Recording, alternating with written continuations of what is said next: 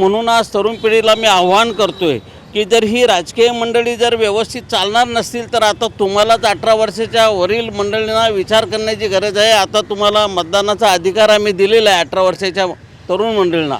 त्यामुळे आता तरुणांनी एकत्र येण्याची गरज आहे। खरं म्हणजे आज तरुणांनी भरकटत न जाता कुठलाही आम्ही ह्याव करू आम्ही त्याव करू, दसऱ्याला एक संमेलन घ्यायचं, एक मोठा मेळावा शिवाजी पार्कला घ्यायचा आणि गुढीपाडव्याला एक घ्यायचा, यानं मराठा तरुणांचं भलं होणार नाही, कुठल्याही जातीच्या धर्माच्या पंथाच्या तरुणांचं भलं होणार नाही। त्यामुळे तरुण म्हणून मग तो कुठल्याही जाती धर्माचा असू नये, मराठी असू दे, गुजराती असू दे, तामिळ असू दे, मल्याळी असू दे, भारतीय तरुण, मी असं म्हणेन की संपूर्ण भारतीय तरुण हा आमचाच तरुण आहे आणि तो आज बेरोजगाराच्या खाईमध्ये लुटला जातो आहे। नोकऱ्या मिळत नाहीत, उद्योग आणि व्यवसायाला चालना मिळत नाही, प्रोत्साहन मिळत नाही।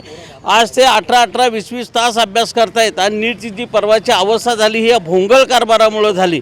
हे जर असं चालणार असेल, एका शासकीय विश्रामगृहामध्ये एका अधिकाऱ्याच्या घरात 500 कोटी रुपये मिळाले, ही परिस्थिती जर असेल एका शासकीय अधिकाऱ्याच्या घरात आणि रेस्ट हाऊसवर विश्रामगृहामध्ये शासकीय विश्रामगृहात जर करोडो रुपये मिळत असतील तर हे महाराष्ट्राचं आणि देशाचं सरकार चाललंय कोणत्या दिशेनं, हा महत्त्वाचा भाग आहे। आणि म्हणून तरुणांनी आता सतर्क होणं पाहिजे। जसं अभ्यासामध्ये 18 आणि 20 तास ते देत आहेत, तसं या महाराष्ट्राचं आणि देशाचं राजकारण बदलायला तेच कारणीभूत ठरतील। तुमच्यातलाच आता उद्योजक, तुमच्यातलाच आता तरुण पेटून उठला पाहिजे आणि या राज्याचं आणि देशाचं नेतृत्व करायला सक्षमतेनं पुढं आला पाहिजे।